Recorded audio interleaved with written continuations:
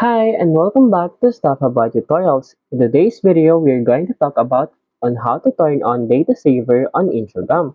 Maybe you are using your mobile data and you want to turn on the data saver.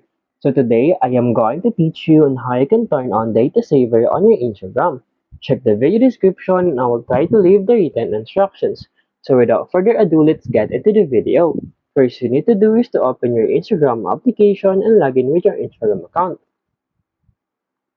Once you open it, you'll be directed into this Instagram homepage.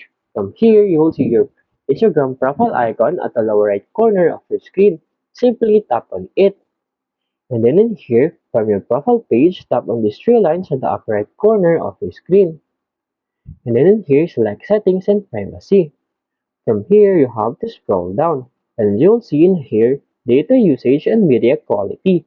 Tap on this Data Usage and Media Quality. And here, as you can see, use less data. To turn this data saver, simply toggle this button. As you can see, when data saver is turned on, videos won't load in advance to help you use less data.